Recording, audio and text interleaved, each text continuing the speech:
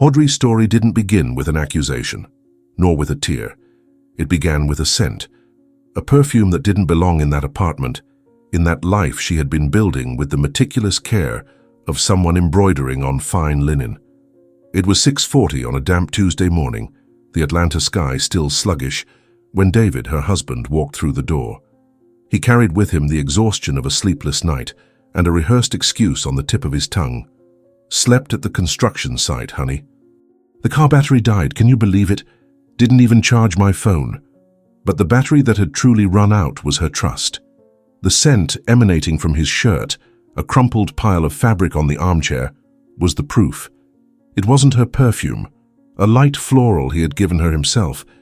It wasn't the fabric softener she chose with such care.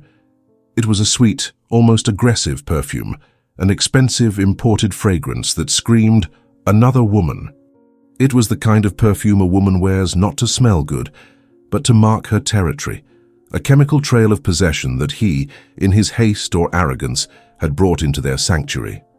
Audrey, her 6-month pregnant belly already prominent, a constant reminder of the new life she was carrying, felt a knot form in her stomach. It wasn't morning sickness, it was the bitter taste of suspicion. She waited. She waited for him to get in the shower, for the running water to muffle the sound of her racing heart. Her prenatal appointment was scheduled for 8, a sacred commitment for her, an event David treated with bureaucratic resignation. When he stepped out of the bathroom wrapped in a towel, the dirty shirt was still there, a silent offense in the corner of the living room. It was when he turned to grab a clean outfit that she saw it. On the collar of his dress shirt, a subtle stain, a reddish smudge he had pathetically tried to disguise with a cheap drugstore cologne, a futile attempt to put out a fire with a cup of water. The mixture of scents was nauseating.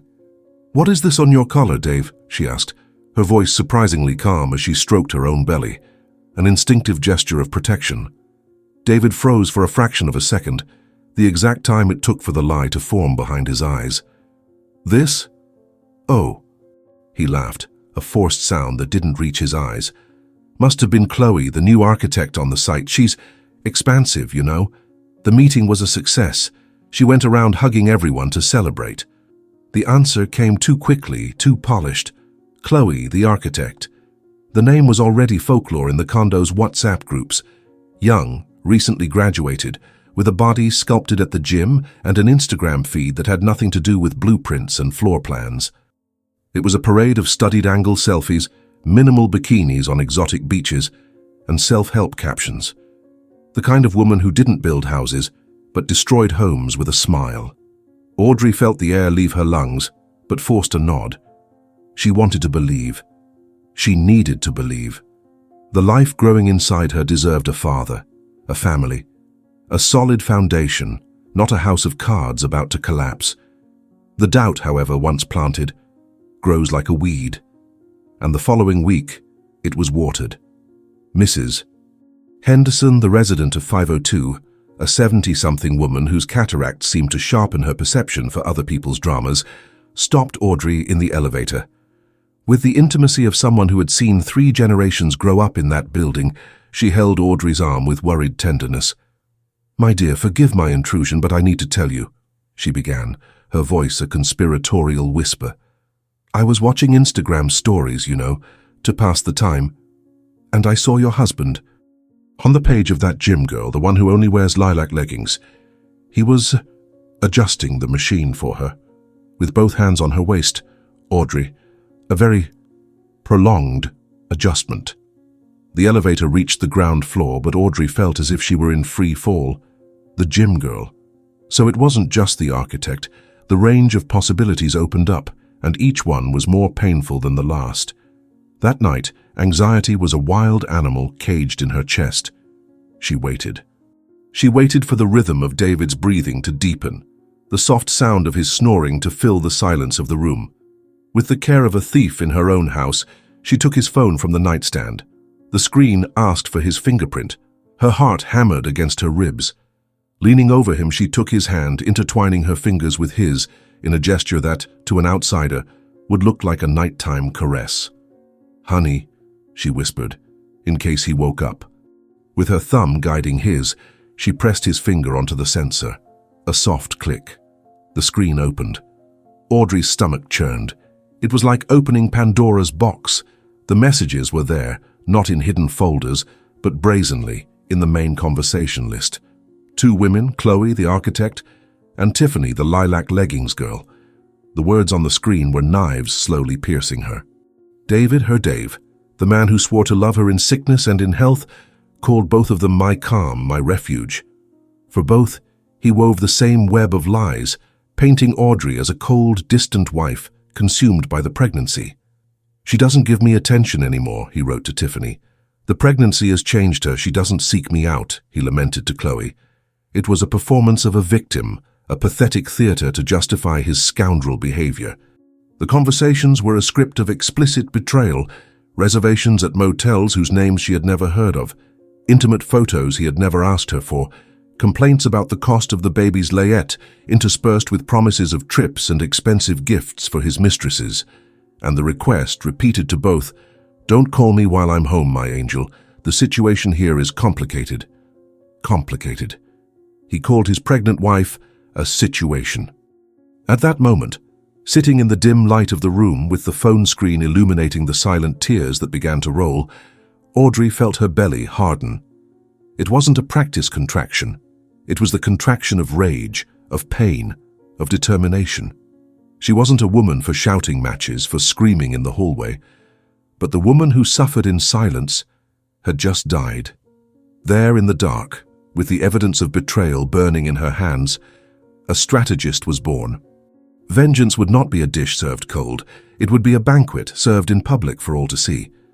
The days that followed were an exercise in self-control worthy of an award-winning actress.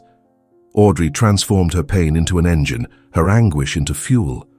While David continued his routine of lies, coming home with increasingly flimsy excuses about extended meetings and flat tires, she moved in the shadows, weaving her web with predatory patience. She didn't confront him. She didn't cry in front of him. On the contrary, she became the perfect wife.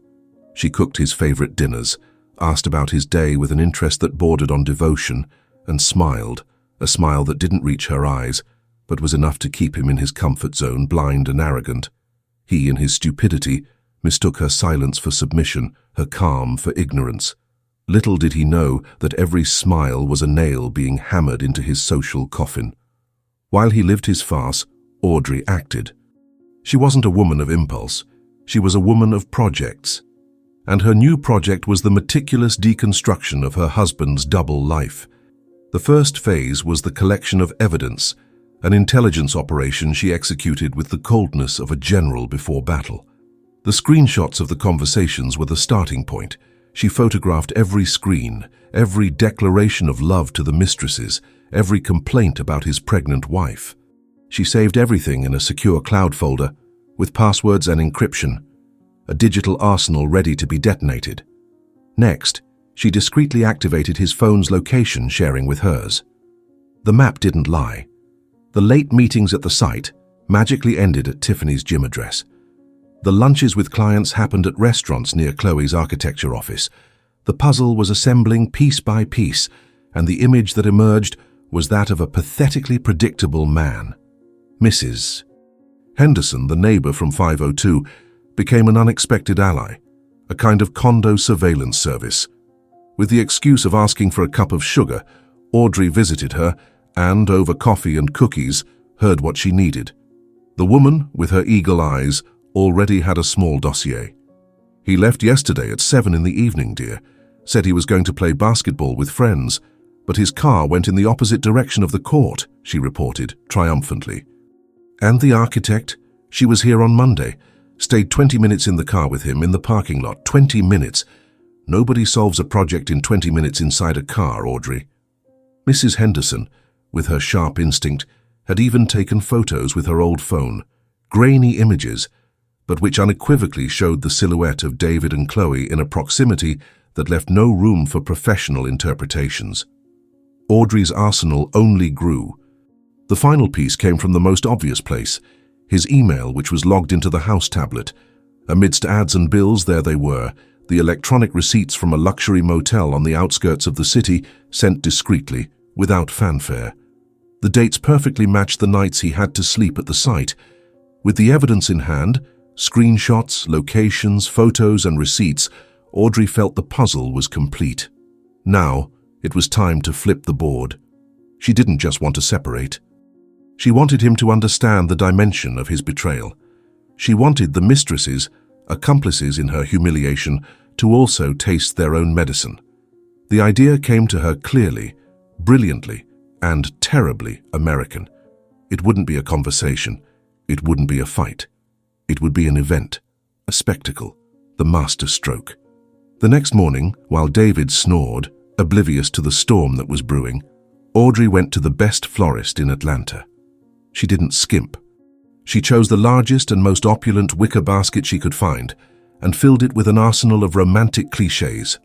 A bottle of the finest rosé champagne, a box of large red strawberries, Belgian chocolate truffles, a bouquet of Colombian roses, and in the center of it all the main weapon, a card with elegant calligraphy, high-quality paper, and words that burned like embers.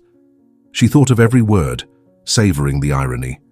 The recipient would be Tiffany, the fitness muse. The address, the gym with the clear instruction, hand deliver in the main studio. And the text on the card was a masterpiece of passive-aggressive sarcasm, a verbal judo move. "To dear Tiffany," it began, "I wanted to personally thank you for taking such good care of my husband, David. He comes home exhausted, but so happy. He always comments that only with you, in your private sessions, can he really break a sweat and release all the tension. You are an incredible professional. With all my affection, Audrey, David's wife." She paid for express delivery, demanding that the basket arrive precisely at 6:30 p.m. peak hour, when the gym would be packed with sweaty bodies and inflated egos, a perfect stage for the drama about to unfold. The delivery guy, a young man used to taking flowers for reconciliations and apologies, didn't understand why the customer was smiling that way as she gave him a generous tip. At 6:32 p.m., Audrey's phone vibrated with the delivery confirmation. She imagined the scene, the sumptuous basket crossing the weight room, curious eyes turning to Tiffany, who, proud, would receive it like a trophy. She imagined her opening the card, the smug smile dissolving, her face contorting into a mask of fury and humiliation upon reading the name Audrey at the end. Chaos was a matter of minutes, and indeed it didn't take long.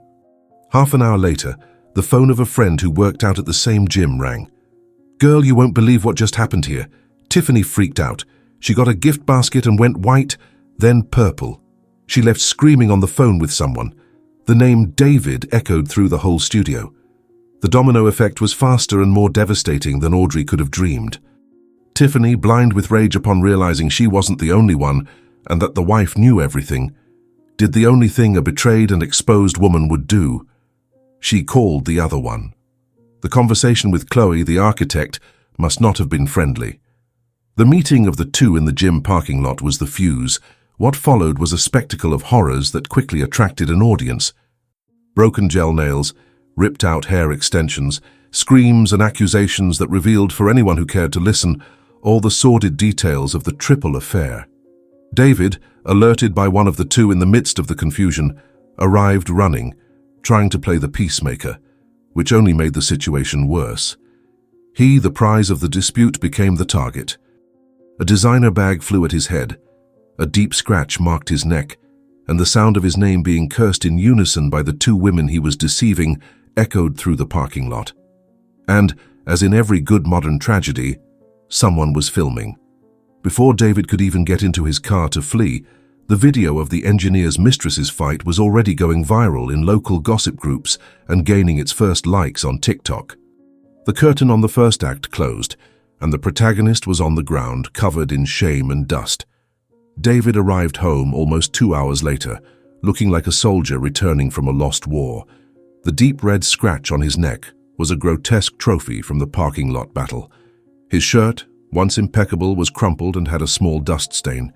He entered in silence, expecting to find a furious wife, broken plates, a soap opera scene. But what he found was much worse. He found peace. Audrey was sitting in the living room armchair, under the soft light of a lamp, reading a book on motherhood. She looked up when he entered, and a serene, almost angelic smile bloomed on her lips. Her prominent belly was the center of that scene of domestic tranquility, an image that violently contrasted with the hell he had just escaped. "Hi, honey. You're late," she said, her voice melodious, without a hint of accusation.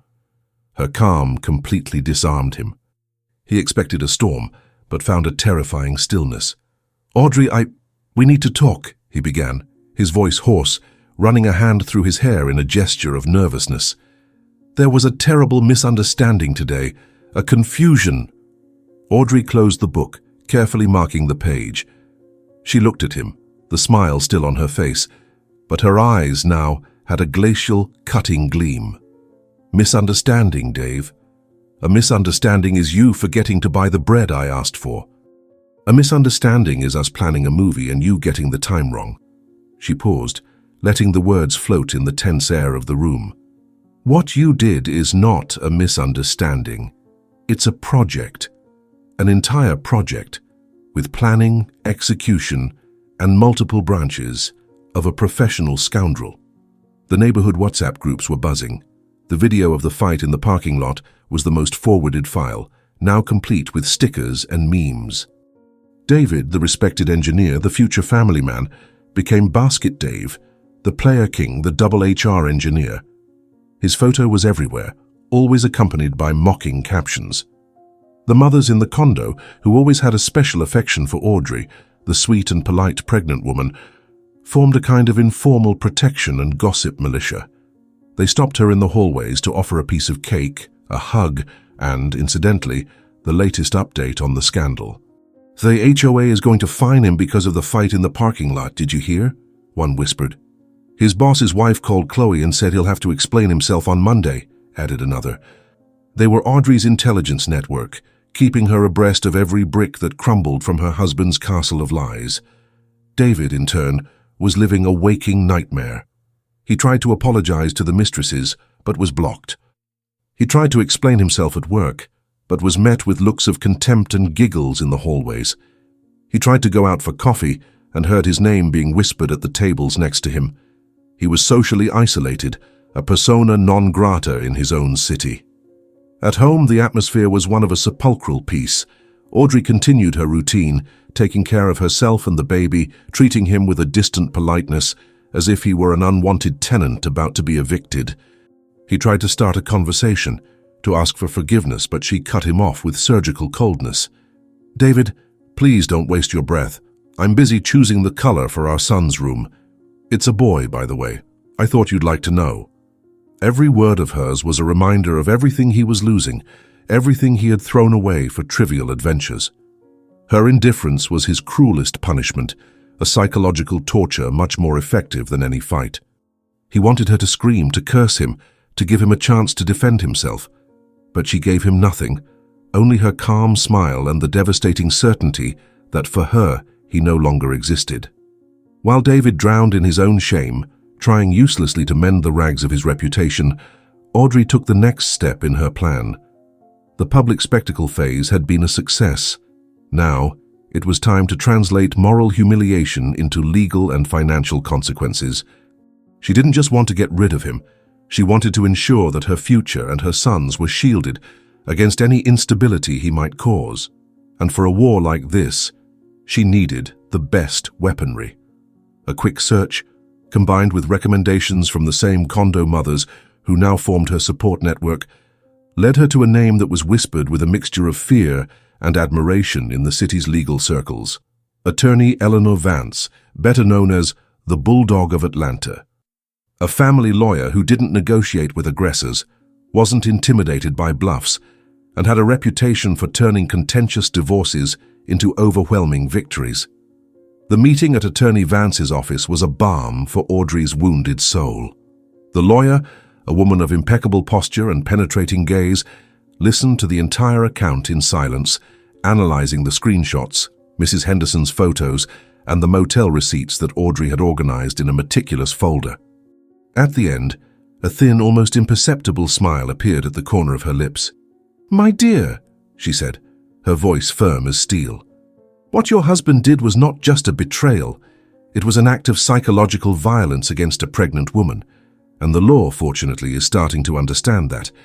We are not going to file for divorce, we are going to declare war, and we are going to win. For the first time in weeks, Audrey felt like crying, not from pain, but from relief. She was no longer alone in her battle. She had a bulldog by her side. David, still deluded, believed the storm would pass. He thought that with time, Audrey would yield, that the love and history they shared would speak louder. He was caught by surprise when a process server knocked on his door one Thursday morning, handing him a summons. He read the papers, the color draining from his face. Contested divorce, request for removal from the marital home, account freeze, temporary alimony. He ran to the room where Audrey was folding the baby clothes she had just bought. "Audrey, what is this? Do you really want to separate? After everything we've been through together?" he asked, his voice choked with genuine panic. Audrey stopped what she was doing and looked at him, her eyes emotionless. "No, David, I don't just want to separate. I want the whole country and especially a judge to know exactly who you are. The separation is just the bonus. It's the natural consequence of lying down with dogs and waking up with fleas, or in your case with two." The initial petition drafted by Attorney Vance was a work of art of aggressive jurisprudence. It was not limited to citing infidelity, which by itself was no longer such a determining factor in divorces.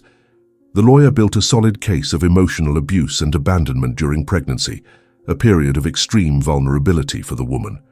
She argued that David's actions, the lies, the constant stress, the risk of contracting diseases and passing them on to his wife and consequently to the fetus, endangered not only Audrey's mental health, but also the baby's physical health. The misuse of the couple's money to finance his extramarital affairs was detailed with the motel receipts and credit card statements that Audrey had also managed to access. Every penny spent on the mistresses was listed as a diversion of assets that should have been destined for the family and the child to come. David, in despair, hired a lawyer, an old family acquaintance who was more accustomed to dealing with wills and contracts than with the fury of a bulldog. His defense was weak, based on the thesis that it was a slip-up, a moment of weakness, and that Audrey was exaggerating, driven by jealousy and pregnancy hormones. He thought he could reverse the situation, that a judge would see the situation as a common couple's drama, but he didn't know the depth of Audrey's arsenal. She hadn't shown all her cards. There was one piece of evidence, the most devastating of all, that she and Attorney Vance were saving for the right moment. A few weeks earlier, in one of his pathetic attempts at reconciliation, David had called her from work. He cried, asked for forgiveness, said he loved her. Audrey, with a cold heart, kept the conversation flowing, asking the right questions, and he, in his arrogance, ended up confessing. "I know I messed up, Audrey, but Tiffany didn't mean anything. It was just an adventure to break the routine. You know how the pregnancy made you distant. A man has needs." Audrey, who was recording the call, felt her stomach turn, but kept her voice calm. "So you're saying it's my fault? That I pushed you into this?" "No, of course not," he hastened to say. "But you have to understand my side. I was feeling lonely. And Chloe, she was just a mistake too. I was confused." The recording was pure gold. The confession of the double betrayal, the attempt to blame his pregnant wife, the admission of his own confusion. It was the final nail in the coffin for any chance he had in court. He was devastated, but the true devastation was yet to come. He thought he had already hit rock bottom. Little did he know that Audrey and her lawyer were still digging. The day of the conciliation hearing dawned grey, a rare exception in the almost always blue Atlanta sky, as if nature itself was mourning the family that was about to be officially dissolved. David arrived at the courthouse with the air of a condemned man walking to the gallows. He wore his best suit, a pathetic attempt to project an image of respectability he no longer possessed. His lawyer, an older man with slumped shoulders and a tired look, seemed to have already accepted defeat. Across the hallway, Audrey appeared. Her nearly 8-month pregnancy preceded her, an imposing and unquestionable presence. She didn't wear the black of mourning, but a white flowing dress that accentuated her belly and gave her an aura of peace and righteousness.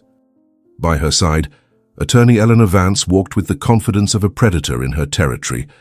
the leather briefcase in her hands looking more like a weapon than a set of papers. The courtroom was small and stuffy, the air heavy with the untold stories of other broken families. The judge, a middle-aged man with an expression of chronic boredom, asked the parties to sit down. The attempt at conciliation was a farce that lasted less than 5 minutes. David's lawyer proposed an amicable separation, a fair division of assets and reasonable alimony, as if he were negotiating the purchase of a plot of land. Attorney Vance interrupted him with a wave of her hand, without even deigning to look at him. "Counselor, with all due respect, my client did not come here to negotiate betrayal. We came to present facts. If your client is not prepared to accept our proposal in full, we can skip this step and go straight to the instruction. We have abundant material evidence that will certainly interest Your Honor." Her tone was so cutting that David's lawyer shrank in his chair. The judge, realizing there would be no agreement, sighed and began the phase of presenting evidence. It was then that the circus, as Audrey had predicted, began. The Bulldog of Atlanta was not playing around. She called her first witness. To the shock of David and his lawyer, the person who entered the room was Chloe, the architect. She no longer looked like the glamorous woman from Instagram. She was pale with deep dark circles and carried a dossier. Having been dismissed from her job after the public scandal, she channeled all her fury into personal revenge. She handed the judge copies of corporate emails David had sent her with explicit flirtations, call records, and a detailed report of all their encounters, including those that occurred in apartments of projects financed by the construction company where he worked, constituting misuse of company property. "He promised me the world, Your Honor," she said, her voice trembling with anger. "He said his wife was a cold shrew and that the marriage was over. He used me to leverage projects and then discarded me when the situation got ugly." The second witness was Tiffany, the fitness muse. She entered the room chewing gum with a defiant attitude. She didn't bring papers but her phone. With the judge's authorization, she showed the screenshots of the conversations, the same ones Audrey already had, but now narrated from the mistress's perspective. She showed photos he asked her to take at the gym, audios in which he complained about the burden of having a pregnant wife at home. He said I was the only one who understood his body, his energy, that Audrey had let herself go. All lies. He just wanted someone to inflate his ego while he played the good guy at home, she declared, looking at David with disgust. His humiliation was palpable. He sank into his chair, his face alternating between the red of rage and the white of shame. But Attorney Vance was not yet finished. Her third and final witness was the most unexpected of all. Mrs. Henderson, the neighbor from 502, entered the room supported by a cane, but with a gaze sharper than ever. She greeted the judge with a nod and, from her crochet bag, pulled out an object that made David's lawyer's jaw drop. A flash drive. "Your Honor, I'm an old woman. I don't understand much about these technologies, but my grandson taught me. I like to film the birds in the condo garden, you know, and sometimes we film things that aren't birds." With the help of a court official, the content of the flash drive was displayed on a monitor. They were the parking lot videos that showed, without a shadow of a doubt, David and Chloe in long, intimate embraces inside the car. Videos of David arriving late at night, on days he was supposedly at the site. The quality was amateur, but the truth was professionally devastating. David, through his lawyer, tried to stammer a defense. He said Audrey was being vindictive, that the witnesses were scorned women, and that it was all just a big misunderstanding. He tried to paint himself as the victim, a confused man who had made a mistake and was now being crucified. "Your Honor, I love my wife. I messed up, but my heart has always been hers. I just want to fix things, take care of my son," he said, trying to force a tear. It was the cue Attorney Vance was waiting for. The grand finale. "Your Honor," she began, slowly rising, "my colleague and his client paint a picture of a repentant man, a husband who made a slip-up. Mr. David himself has just declared his unwavering love for his wife and his desire to take care of his son." She paused dramatically, picking up a small recorder from her briefcase. "I would therefore like to present to this court the final piece of evidence, a recording of a phone conversation between my client and Mr. David, which occurred a few weeks ago." She pressed play. David's voice, clear as water, filled the silence of the room. It was the recording of the call where he tried to reconcile. The room heard his confession about the affairs with Tiffany and Chloe, heard him blame Audrey's pregnancy for his loneliness, and then came the bomb. Audrey's voice, calm and controlled, asked, "So Dave, what's your plan? What do you really want?" And his voice, presumptuous and conspiratorial, answered, "My plan? I'm only with her until the baby is born so it doesn't look too obvious. After the dust settles, I'll file for separation and we'll be together, my love. You and I." A deadly silence fell over the room. David's lawyer looked at his client with an expression of disbelief and disgust. The judge took off his glasses, massaged his temples, and looked at David as if he were seeing an insect. The phrase, "and we'll be together, my love," echoed in the air, irrefutable proof that he was not talking to Audrey. He had called one of the mistresses, by mistake, thinking it was her. Attorney Vance explained with glacial calm, "Your Honor, the defendant, in his confusion, called Ms. Tiffany thinking it was Ms. Chloe, or perhaps another. We don't know. But in this call he not only confesses the intention to continue the betrayal, but reveals his plan to abandon his wife and newborn child. This is not a slip-up. This is a project of abandonment. This is bad faith." The judge's decision was swift and harsh. He granted the temporary restraining order, ordering David to immediately vacate the marital home and maintain a minimum distance from Audrey. The account freeze was maintained, and the temporary alimony was set at a value that made David gasp. The initial petition was accepted in its entirety, and the case was scheduled for the final hearing in a few months. As they left the courtroom, David's lawyer whispered to him, "You're on your own, David. I can't defend this. You need a miracle, not a lawyer." Audrey, walking out with Attorney Vance, didn't even look at him. She had won the first battle, and the war was already decided. Life after the storm of the hearing did not return to normal. It redefined itself into a new normal, one that was quieter, more authentic, and infinitely more peaceful for Audrey. The apartment, once a stage of tension and lies, now breathed. The windows seemed more open. The Atlanta sunlight entered without asking permission, and the only sound that broke the silence was the classical music playlist she played for the baby still in her belly. David's absence did not leave a void. On the contrary, it opened a space that was quickly filled by herself, by her peace, by her plans, by the serene expectation of her son's arrival.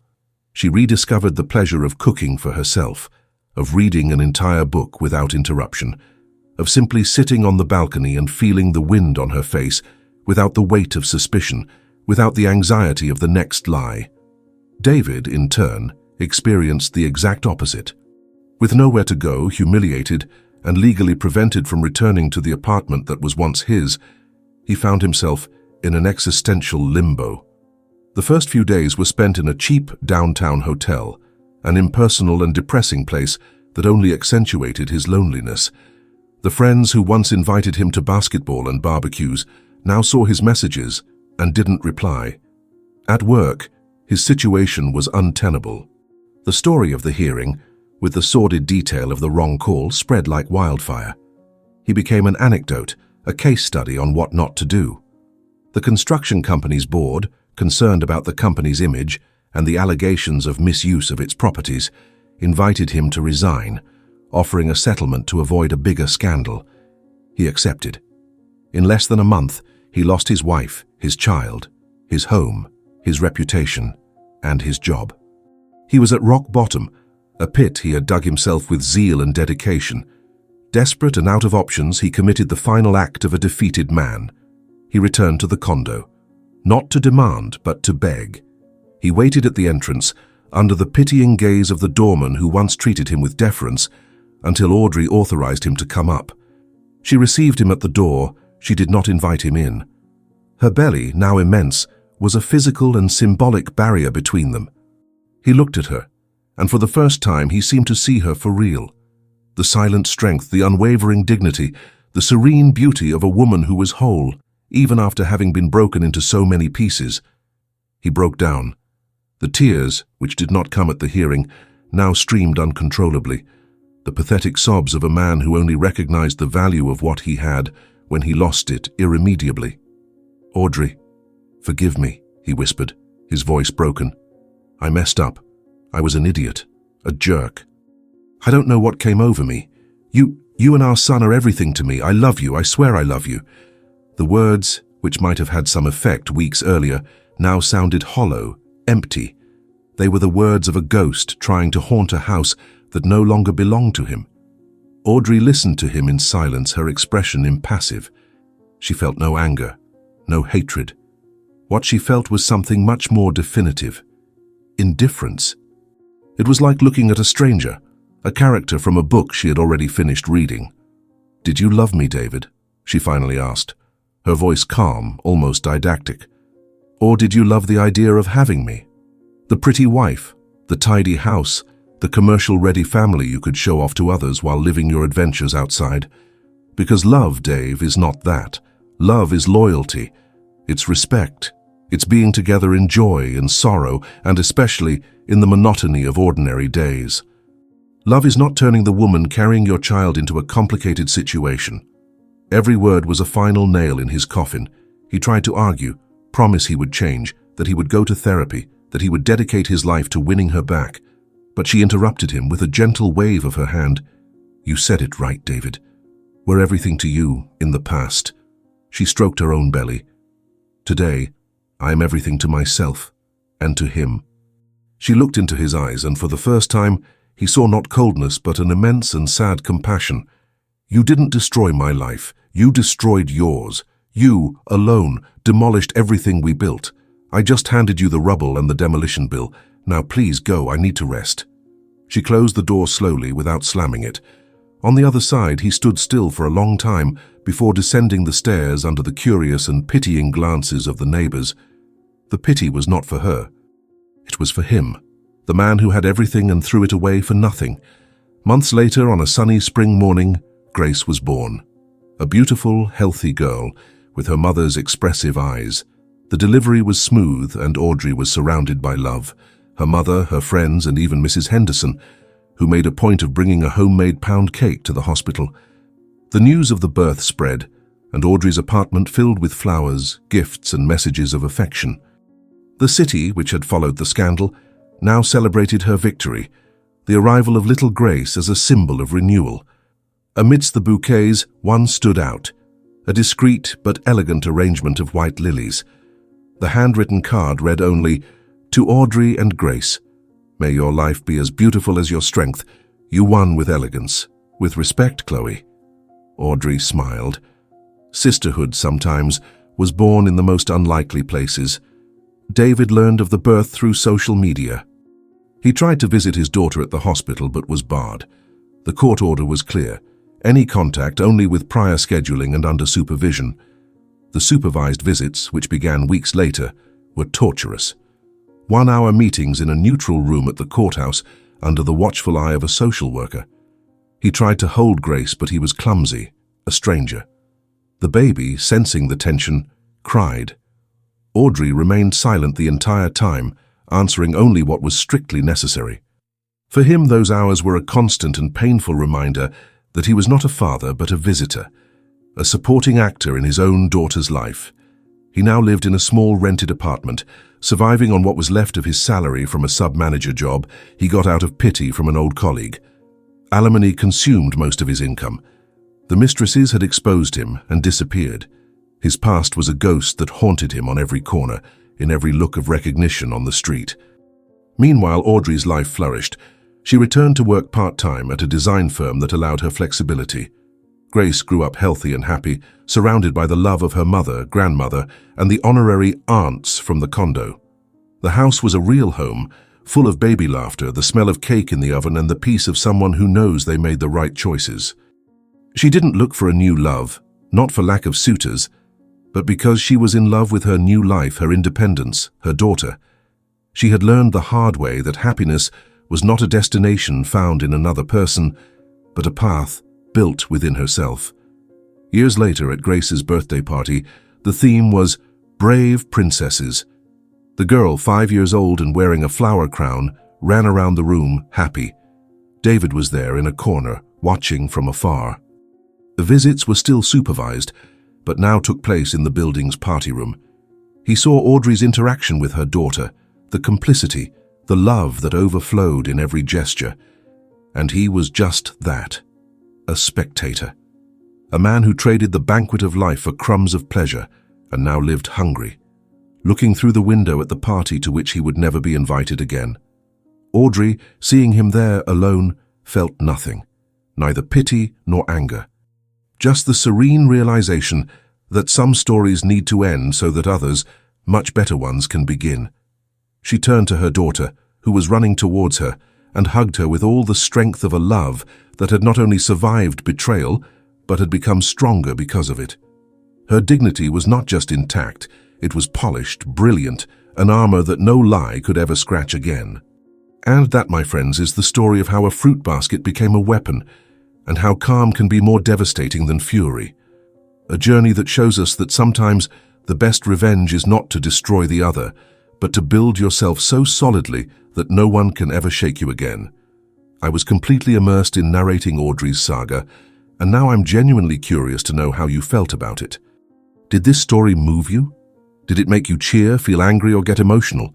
If you could give Anna's turnaround a score from 0 to 10, what would it be? Tell me everything here in the comments. I make a point of reading and responding to each one. And if you, like me, believe in the power of a good story and the strength we have to rewrite our own destiny, then you're in the right place. Don't leave here without joining our community.